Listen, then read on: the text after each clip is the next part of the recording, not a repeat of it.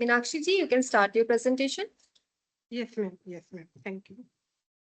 नमो अरिहंताणम नमो सिद्धाणम नमो आयरियाणम नमो वजाणम नमो लोई सव सावणम ऐसो पंच नमोकारो सवे पाव पणासनो मंगलानम च सवे सिंह पद्मम हवै मंगलम।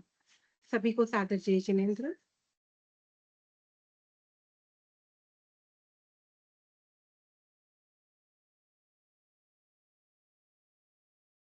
मेरा आज का प्रेजेंटेशन, जैसे हम सारे रिलीजन की स्टडी कर रहे हैं, तो मेरा बुद्धिज्म मेरा प्रेजेंटेशन का टॉपिक है, जिसमें मुझे बुद्धिज्म और जैनिज्म को कंपैरिजन करना है।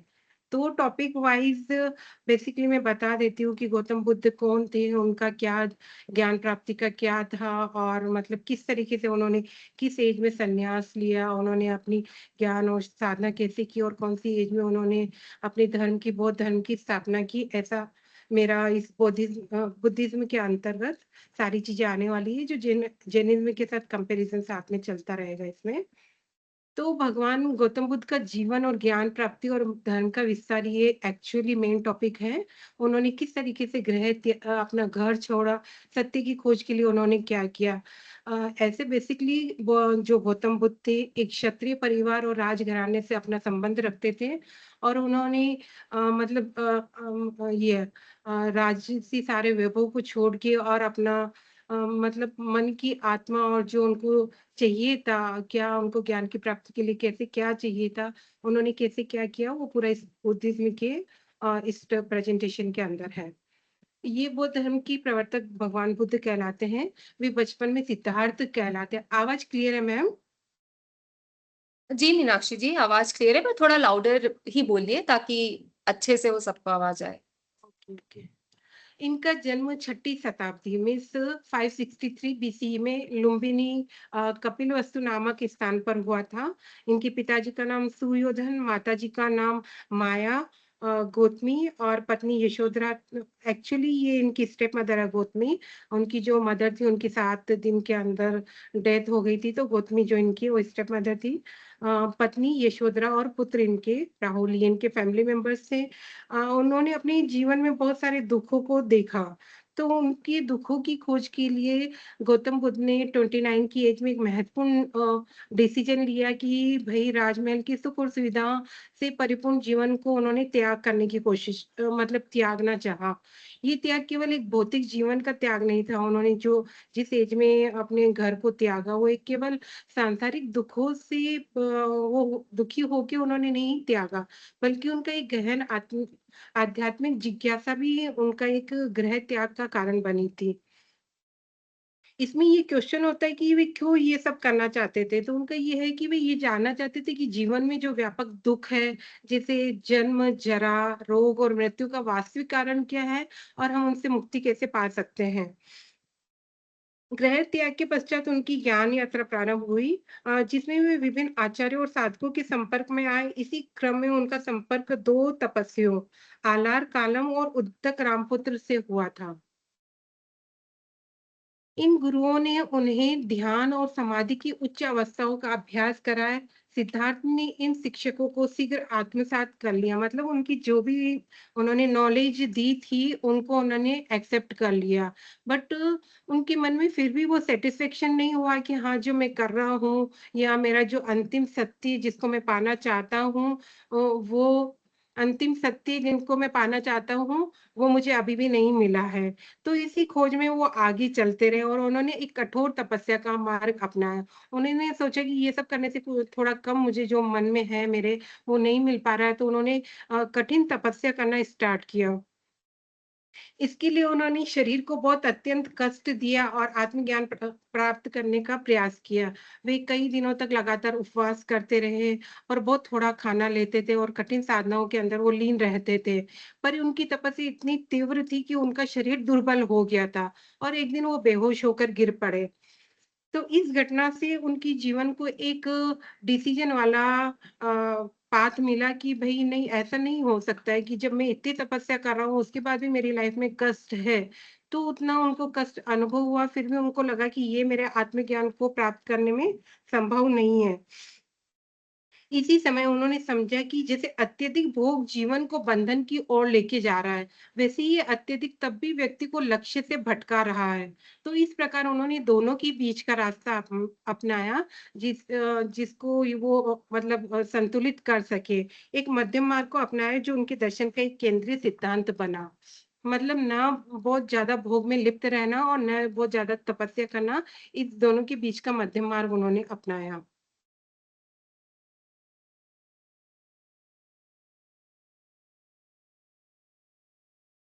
कठोर तपस्या का त्याग करने के सिद्धांत में विहार के गया क्षेत्र में उन्होंने बोध गया में एक विशाल पीपल का पेड़ था, उसके नीचे उन्होंने ध्यानस्थ होना प्रारंभ किया। बाद में ये जो वृक्ष है बोधि, जो पीपल का जो पेड़ है, बाद में उसको वहाँ पर उन्होंने ध्यान किया और उनको बुद्धत्व की प्राप्ति हुई, इसलिए वो बोधि वृक्ष के नाम से बाद में जाना जाने लगा। उन्होंने फिर ये निश्चय किया कि जब अंतिम सत्य की प्राप्ति नहीं होगी, तब तक वह इस ध्यान से नहीं उठेंगे। तो उनकी लंबी तपस्या और आंतरिक साधना के पश्चात वैशाख पूर्णिमा की पावन रात्रि में लगभग 35 वर्ष की आयु में उन्होंने बुद्धत्व की प्राप्ति किया था। तो उन्हें 35 की एज में बुद्ध पूर्ण ज्ञान की प्राप्ति हो और ये दिन बुद्ध पूर्णिमा के रूप में जाना जाता है। इस ज्ञान के साथ उन्होंने जीवन और मृत्यु के रहस्य, दुःख के कारण और उनके निवारणों के उपायों को पूर्णतः समझ लिया। इस प्रकार सिद्धार्थ बुद्ध अर्थात जागृत पुरुष के रूप में विराजमान हुए। प्रारंभ में उन्हें लगा कि ये ज्ञान केवल ज्ञान को संसार के साथ साझा करे या ना करे, क्योंकि उन्हें लगा कि ये तो बहुत कठिन मार्ग है। आम जन इस मार्ग को नहीं अपना पाएँगे। पर उनके मन में जो लोगों के प्रति करुणा और मानवता की भावना उनके प्रति उनके मन में थी, तो उन्होंने अपनी इस जो ज्ञान था, उन्होंने जो अर्जित किया था, उसको उन्होंने सबके साथ साझा करने की सोची। उनका प्रथम उपदेश धर्मचक्र प्रवर्तन के रूप में जाना जाता है। बुद्ध ने अपने उपदेशों की शुरुआत वाराणसी के समीप स्थित सारनाथ में की। यहाँ उन्होंने अपने जो पहले के 5 साथी थे, उनके साथ ये उनको ये उपदेश दिया था और उनकी ये घटना धर्मचक्र प्रवर्तन के नाम से जानी जाती है, जिसका अर्थ है धर्म की चक्र को गति प्रदान करना। इस प्रथम उपदेश में 4 आर्य सत्य और अष्टांगिक मार्ग का प्रतिपादन किया। यही उनके संपूर्ण शिक्षण का आधार बना और यहीं से बौद्ध संघ स्थापना भी मानी जाती है। उन्होंने किस तरीके से अपने धर्म को उन्होंने मतलब धर्म का अपना जो था वो तो उन्होंने गेन कर ही लिया और थोड़ा-थोड़ा वो लोगों के साथ भी बाँटते रहे थे। पर उन्होंने इस धर्म का विस्तार और कैसे किया और उसका सामाजिक प्रभाव क्या कहाँ-कहाँ तक रहा, वो ये है। वे मगध की राजधानी राजगृह पहुँचे, जहाँ राजा बिंबिसार ने उनका स्वागत किया और उनके अनुयायी बने।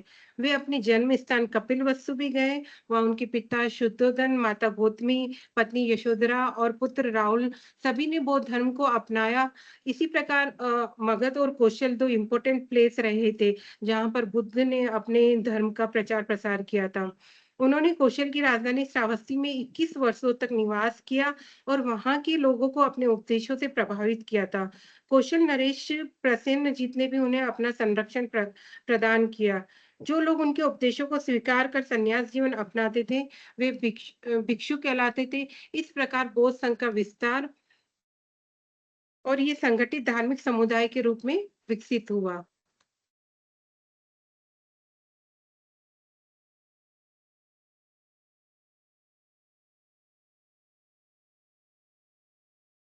उन्होंने मेनली 4 आर्य सत्य और अष्टांगिक मार्ग पर ज़्यादा जोर दिया। जैसे हम जिन लोग ज्ञान दर्शन और चारित्र को फ़ॉलो करते हैं, वैसे ही गौतम बुद्ध ने इन 4 आर्य सत्यों को अपनी लाइफ़ में फ़ॉलो करा और करवाया। बुद्ध के उपदेशों का केंद्र बिंदु ये 4 आर्य सत्य है, जो मानव जीवन के यथार्थ को स्पष्ट करते हैं। ये सत्य न केवल दार्शनिक है, बल्कि व्यावहारिक जीवन के लिए मार्गदर्शक भी है। 4 आर्य सत्य दुःख है, समुदय, निरोध और उसका मार्ग क्या है करके। तो दुःख तो सिंपली जीवन में दुःख अनिवार्य ही है। जन्म, जरा, रोग और मृत्यु सभी दुःख के रूप में हमारे सामने रहते ही हैं। समुदय मतलब इन दुःखों का कारण हमारी ग्रीडीनेस है, हमारी इच्छा, लालसा और आसक्ति है कि हमको और चाहिए, और चाहिए, और चाहिए में हम लगे हुए हैं। यही सब हमारे दुःख का कारण है। अब इस दुःख को हम कैसे दूर कर सकते हैं? मतलब हम इस ग्रीडीनेस को या हमारे मन में जो आने वाली इच्छा, लालसा है, इनको हम त्याग देंगे या तो हमारे दुःख का अंत संभव है। और दुःख के अंत के लिए हमें अष्टांगिक मार्ग का अनुसरण करना आवश्यक है।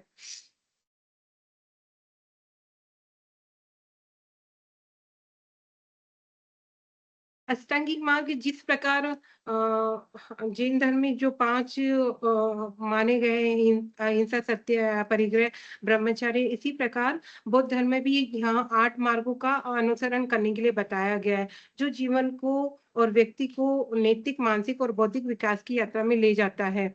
ये अष्टांगिक मार्ग है सम्यक दृष्टि, सम्यक संकल्प, सम्यक वाणी, सम्यक कर्म, सम्यक आजीविका, सम्यक प्रयास, सम्यक स्मृति और सम्यक समाधि। ये मार्ग जीवन में संतुलन स्थापित करता है। व्यक्ति न तो भोग विलास और न अत्यधिक तपस्या में लीन रहता है। मतलब ये हमारे बीच का मार्ग हमको बताता है।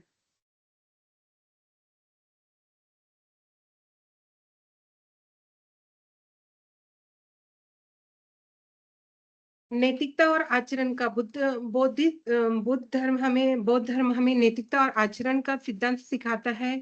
गौतम बुद्ध ने 10 अशुभ कर्मों से बचना के लिए हमें बताया है। ये कर्म हमारे शरीर, वाणी और मन से संबंधित है, जैसे हिंसा, चोरी, दुराचार, झूठ, कठोर वाणी, चुगली, वार्ता, लोभ, द्वेष और मोह। इनसे दूर रहकर व्यक्ति अपने जीवन को शुद्ध और संतुलित बना सकता है। इसी प्रकार जैसे ये अशुभ कर्म है, वैसे ही हमारे जैन धर्म में 12 व्रत भी बताए गए हैं, जो सारे इन्हीं से रिलेटेड शब्द हैं। वो 12 व्रतों को हम हमारे प्रत्येक दिन की दिनचर्या में कभी हम झूठ भी बोलते हैं, हमसे कोई गलत बात हो जाती है, कठोर वाणी हमने इधर की बात उधर कर दी है। तो इन सब 12 व्रतों का हम अतिचार करना एक तरह से ये 10 अशुभ कर्म और हमारे 12 व्रत एक तरह से ही है। साधना की 3 स्तंभ, बौद्ध साधना 3 मुख्य स्तंभों पर आधारित है। इन तीनों के समन्वय से व्यक्ति निर्वाण की अवस्था तक पहुँच सकता है। शील, समाधि और प्रज्ञा। शील का मतलब नैतिक आचरण और अनुशासन है, समाधि मन की एकाग्रता और ध्यान है और प्रज्ञा वास्तविक ज्ञान और विवेक है। इस प्रकार 80 की एज में बुद्ध ने 480-30 ईसा पूर्व में निर्वाण प्राप्त किया और ये वह अवस्था है जहाँ जन्म मरण का चक्र समाप्त हो जाता है और आत्मा पूर्ण शांति से में स्थित हो जाती है।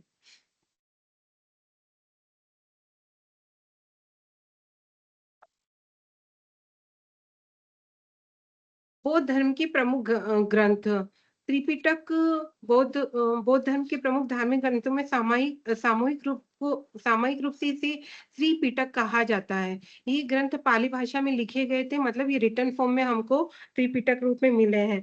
बौद्ध शिक्षाओं का प्रामाणिक स्रोत माने जाते हैं। त्रिपिटक का अर्थ है 3 पिटक अर्थात 3 टोकरी अर्थात ज्ञान के 3 भंडार। फर्स्ट है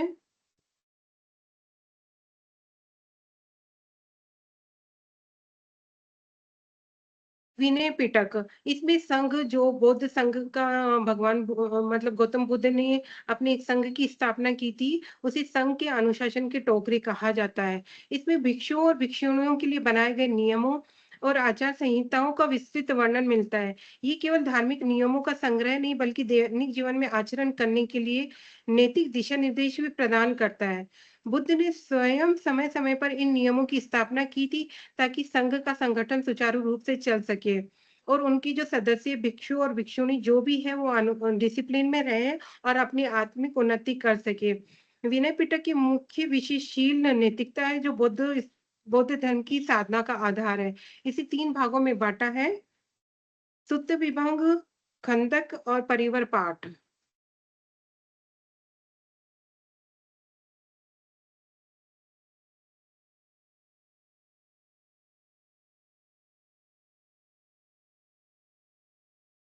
सुत्त पिटक इसमें बौद्ध धर्म के उपदेशों और प्रवचनों का संग्रह है। इसमें बुद्ध द्वारा विभिन्न स्थानों पर दिए गए उपदेशों को संकलित किया गया है। मतलब भगवान बुद्ध ने कहाँ-कहाँ और किस तरीके से अपने प्रवचन दिए, उनको एक जगह कलेक्ट किया गया है। ये बौद्ध दर्शन और जीवन दृष्टि को समझने का मुख्य स्रोत है। सुत्त पिटक के 5 प्रमुख निकायों को 5 प्रमुख निकायों में विभाजित किया गया है। दीर्घ निकाय, मध्यम निकाय, संयुक्त निकाय, अंगुत्तर निकाय और खुद्दक निकाय। मतलब जितने बड़े-बड़े उन्होंने जो वो दिए हैं मतलब अपने उपदेश दिए हैं, तो उनकी साइज़ के अकॉर्डिंग ये निकाय बनाए गए हैं। कोई बहुत बड़े हैं, कोई बीच के हैं, किसके अंदर मतलब अंक के बारे में बताया है, तो वो अंगुत्तर निकाय हो गया और जो बहुत छोटा है, उसको कुद्दक निकाय के रूप में बताया है। इन निकायों में बुद्ध के उपदेशों को विभिन्न विषयों और लंबाई के आधार पर व्यवस्थित किया गया है, जिससे साधकों को धर्म समझने में, जो नए साधक और जो इस धर्म को समझना चाहते हैं, उसको धर्म समझने में सुविधा हो। थर्ड वन इनका है त्रिपिटक में थर्ड है अभिधर्म पिटक। अभिधर्म पिटक बौद्ध दर्शन का दार्शनिक और विश्लेषणात्मक पक्ष प्रस्तुत करता है। इसमें मन, चेतना, मानसिक अवस्था और अस्तित्व के तत्वों का गहन विश्लेषण किया गया है। ये उन साधनों के लिए विशेष रूप से महत्वपूर्ण है जो बौद्ध धर्म को गहराई से समझना चाहता है। इस प्रकार त्रिपिटक में उपदेशों को लिखित रूप में सुरक्षित किया गया है और इस धर्म के दार्शनिक, नैतिक और व्यवहारिक पक्षों को स्थायित्व प्रदान किया गया है। लास्ट वन है ये। जैन धर्म और बौद्ध धर्म के अंदर कंपैरिजन यदि करना चाहे तो हम किस-किस तरीके से उसमें डिफरेंशिएट कर सकते हैं और क्या-क्या कंपैरिजन रह सकते हैं। बौद्ध उत्पत्ति और ऐतिहासिक पृष्ठभूमि देखेंगे तो दोनों धर्मों का उदय छठी शताब्दी ईसा पूर्व में हुआ। दोनों धर्मों का उद्गम गंगा के मध्य क्षेत्र मतलब उत्तर पूर्व भारत में हुआ। उस समय वैदिक धर्म में जटिल यज्ञ कर्म कांड और ब्राह्मणों का बहुत ज्यादा वर्चस्व हो गया। कहने का मतलब बहुत ज्यादा समाज के अंदर इस तरीके से असंतोष उत्पन्न हुआ। इस असंतोष के कारण परंपरा का विकास हुआ, जिसमें तप, संयम और नैतिक जीवन को महत्व दिया गया। सेकंड पॉइंट हम संस्थापक के रूप में देख सकते हैं कि बौद्ध धर्म के संस्थापक सिद्धार्थ गौतम बुद्ध हुए और जैन धर्म के संस्थापक 24वें तीर्थंकर भगवान महावीर स्वामी हुए। दोनों ही ने दोनों ही का जन्म क्षत्रिय कुल में हुआ था और दोनों ही समाज में सुधार ला दोनों का उद्देश्य जीवन का समाज में सुधार लाने का था। जीवन और दृष्टिकोण और उद्देश्य की दृष्टि से देखें तो दोनों धर्मों का मुख्य उद्देश्य आत्मा की शुद्धि और मोक्ष निर्वाण प्राप्त करना है। मानव जीवन को दुख और जन्म मरण के चक्र से मुक्ति पाने का माध्यम माना गया है।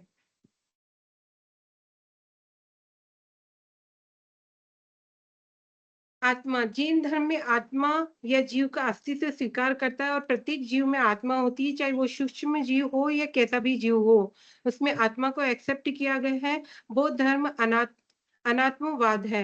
स्थायी आत्मा के अस्तित्व को वो स्वीकार नहीं करता है। व्यक्ति व्यक्ति केवल पंच स्कंदों रूप, वेदना, संज्ञा, संस्कार और विज्ञान का समूह है।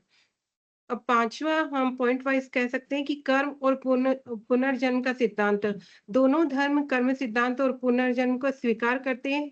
जैन धर्म कर्म को भौतिक, सूक्ष्म कर्म मानता है जो आत्मा से चिपकते हैं और बौद्ध धर्म के अनुसार कर्म मानसिक और नैतिक क्रियाओं का परिणाम है जो हमारे अगले जन्म को प्रभावित करता है।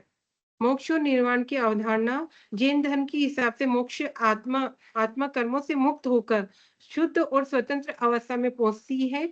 ये हमारी मुक्त अवस्था कहलाती है और ये सिद्ध सिद्धांत में मानी जाती है। इसी प्रकार बौद्ध धर्म में निर्वाण की अवस्था मतलब यहाँ पर इच्छा और अज्ञान के समाप्त होने से दुख का अंत होता है। बताया था कि वहां पे ग्रीडीनेस को खत्म कर दो तो बौद्ध धर्म के हिसाब से हमारी सारी इच्छाओं मतलब हमारे दुखों का अंत हो जाता है। निर्वाण यहाँ पर एक मानसिक और आध्यात्मिक शांति की अवस्था है।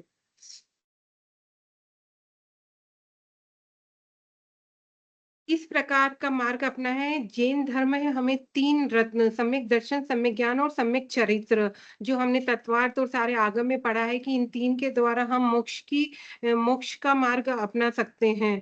कठोर तपस्या और अहिंसा पर भी जैन धर्म जोर देता है। वहीं बौद्ध धर्म अष्टांगिक मार्ग को अपनाता है, जहाँ पर सम्यक दृष्टि, संकल्प, वाणी, कर्म, आजीविका, प्रयास, स्मृति और समाधि ये 8 मार्ग हैं। उन्होंने बौद्ध धर्म ने मध्यम मार्ग को अपनाया है वह न तो बहुत अधिक भोग को और न बहुत अधिक तप दोनों से हमको बचने की मतलब दोनों के बीच का मार्ग अपनाने को बोलता है कि न अधिक भोग करना है, न अधिक तप करना है। अहिंसा का कॉन्सेप्ट यहाँ पर है कि जैन धर्म अहिंसा को अत्यंत कठोर तरह से पालन करता है। वो किसी भी छोटे से छोटे जीव को भी हानि नहीं पहुँचाना चाहता है। बौद्ध धर्म में भी अहिंसा महत्वपूर्ण है, लेकिन व्यावहारिक दृष्टिकोण अपनाया गया है। जितना डीपली जैन धर्म में फॉलो है, वहाँ पर अहिंसा का कॉन्सेप्ट इतना वो गहरा नहीं है बौद्ध धर्म में। ईश्वर के बारे में दोनों धर्म सृष्टिकर्ता ईश्वर को स्वीकार नहीं करते हैं। जैन धर्म भी सिद्ध आत्माओं जो है उनको पूजनीय मानता है, यहाँ पर ईश्वर का नहीं स्वीकार करा जाता है। उसी प्रकार बौद्ध धर्म भी ईश्वर की अवधारणा पर ध्यान नहीं देता बल्कि आत्मज्ञान पर ही जोर देता है। जाति व्यवस्था दोनों धर्मों में जाति व्यवस्था का विरोध किया है। दोनों मनुष्यों को समान मानता है और मोक्ष प्राप्ति में समान अवसर देता है। मतलब जाति के हिसाब से बौद्ध धर्म और जैन धर्म दोनों स्त्री, पुरुष और छोटे-बड़े, जैन, अजैन सभी लोगों को मतलब धर्म का पालन करने की आज्ञा देता है। जैन धर्म में तपस्या अत्यधिक तपस्या, उपवास मतलब जैन धर्म की तपस्या और जीवन शैली किस तरीके की है, इसके अंदर बहुत अधिक तपस्या करते जैसे क्षमण, अठाई हम बेला तेला हम जैन लोग करते हैं वैसे और उपवास और संयम को ज़्यादा महत्व दिया गया है। उसी प्रकार बौद्ध धर्म में मध्यम मार्ग को अपनाया गया है। न तो अत्यधिक भोग करना है, न अत्यधिक तप करना है। यहाँ ग्रंथ जैन धर्म के आगम ग्रंथ है जो 32 आगम हम कह सकते हैं और बौद्ध धर्म की त्रिपिटक, विनय पिटक, सुत्त पिटक और अभिधम्म पिटक है। संप्रदाय जैन धर्म की 2 संप्रदाय हैं, श्वेतांबर और दिगंबर, फिर बाद में जाके और वो अलग डिवीज़न में हो गए बट मेनली 2 ही हैं और बौद्ध धर्म की इसी तरीके से हीनयान और महायान 2 संप्रदाय हैं। सामाजिक प्रभाव दोनों धर्मों में नैतिकता, करुणा और दया का प्रसार किया गया है। महिला और निम्न वर्गों को धार्मिक अधिकार दिए गए हैं। भारतीय समाज में सुधार और समानता की भावना को दोनों धर्मों ने महत्व दिया है।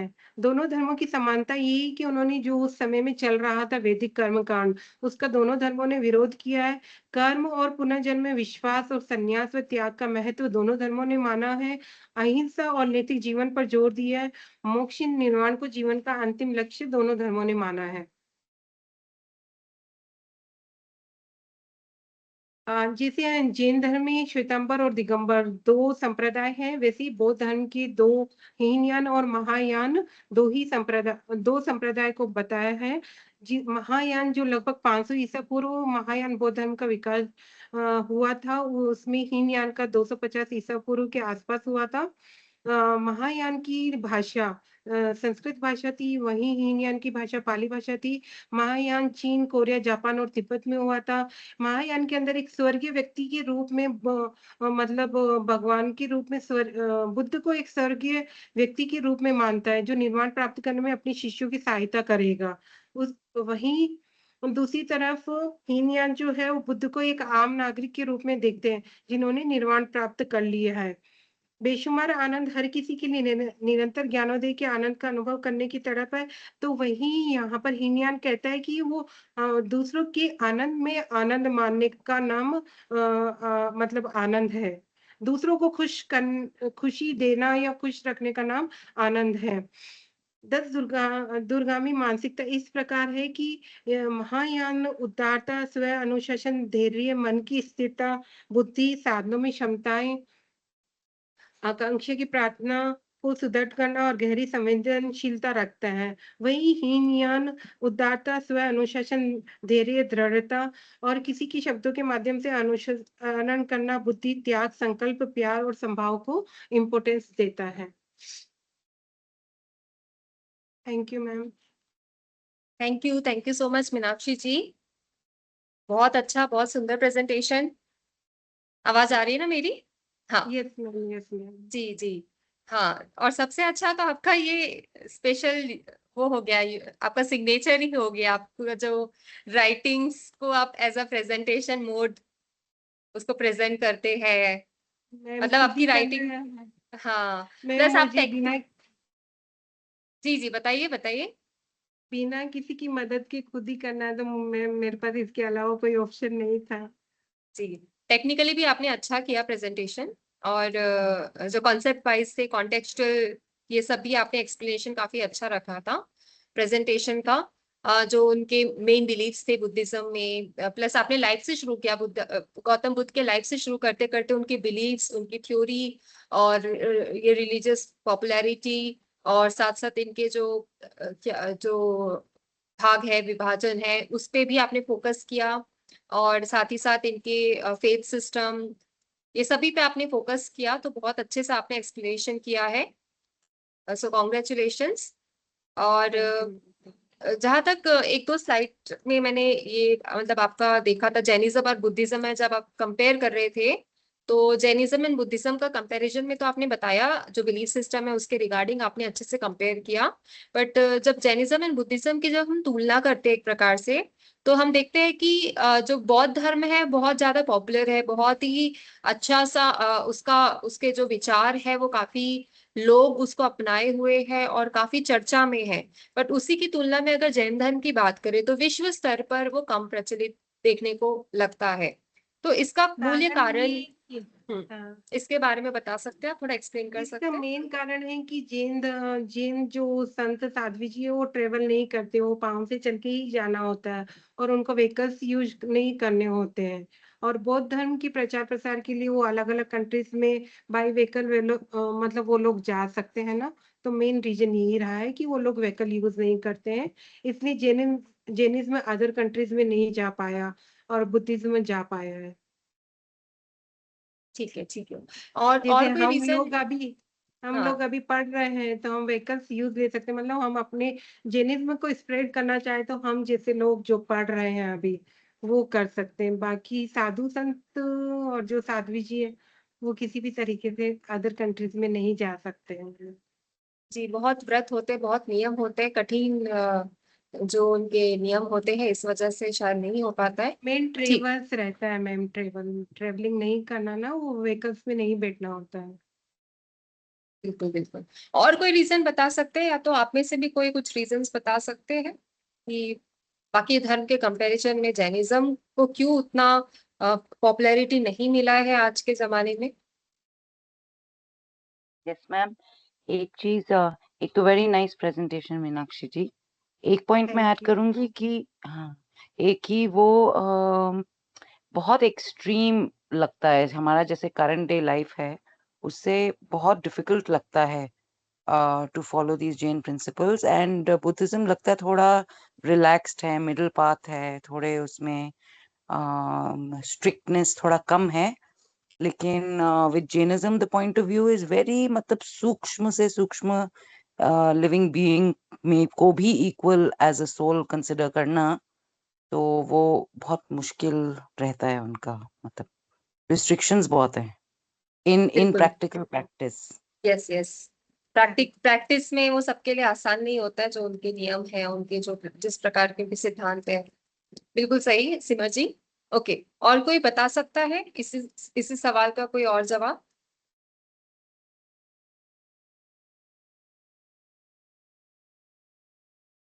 कोई उनके ट्रांसलेशन के बारे में बात कर सकता है कि क्या जैनिज्म के जो टेक्स्ट है वो ट्रांसलेटेड वर्जन में थ्रू आउट द वर्ल्ड क्या वो अवेलेबल है, या बुद्धिस्ट के अवेलेबल है?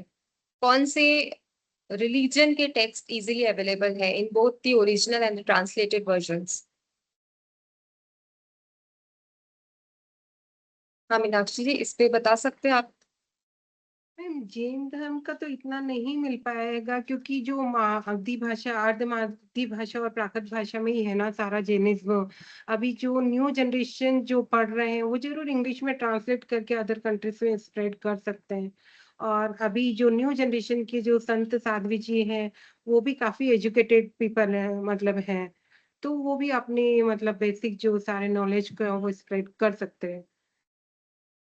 ठीक है, कुछ ऐसा कुछ सजेशन जिससे कि इसका जो ग्रोथ हो और इसके ग्रोथ बारे में हो लोग ज्यादा से ज्यादा सकती जाने? है, ग्रोथ हो सकती है क्योंकि अभी न्यू जनरेशन की जो न्यू जनरेशन अभी बहुत ज्यादा दीक्षा ले रही है। साध्वी जी और संत जो है वो यंगस्टर ज्यादा दीक्षा ले रहे हैं। तो मे बी इन फ्यू आगे आने वाले कुछ सालों में जैन धर्म को काफी ज्यादा अदर कंट्रीज के अंदर भी वो मिलेगा शायद। तो व्यावहारिक अभी दृष्टि से क्या अच्छा है आपके हिसाब से? जैसे कि आप अभी जैसे बोल रहे हैं कि पॉपुलैरिटी हो सकती है जब साध्वी जी और जो जो लोग पढ़ रहे हैं इसके बारे में वो इसकी इसकी चर्चा करें और इसके नहीं बारे में दूसरे जरूरी है देशों तक क्योंकि पहुंचाएं। इस अभी जो करंट सिचुएशन वर्ल्ड की चल रही है उसमें इतना युद्ध और ये सारा है, ये सब भी चल रहा है, तो कहीं ना कहीं हमारी इंसानियत ये होती है कि यदि ये धर्म थोड़ा बहुत उधर रहा होता तो ठीक है, बहुत लोग यदि फॉलो ना भी कर रहे होंगे पर थोड़ा बहुत इसको सीख रहे और समझ रहे होते, तो शायद वहाँ पर इन सब चीज़ों की कमी होती। यदि अदर कंट्रीज़ में भी ये सब होता, थोड़ा बहुत जैन धर्म पहले से भी होता तो। ठीक है। ओके तो अभी जो मीनाक्षी जी। इतने सारे ईरान, इराक युद्ध सारे थे, वो शायद थोड़े हम्म, रुक जाते यदि लोगों को समझ होती वैसे तो। ठीक है। अभी एक लास्ट सवाल, जैनिज्म में आपने तप के बारे में सुना होगा, है ना? और बौद्ध में जैसे तो आपने बताया ही मध्यम मार्ग, तो दोनों में कोई सिमिलैरिटी है क्या, तप और मध्यम मार्ग में, या कुछ डिफरेंसेस है जो आप बता सकते हैं?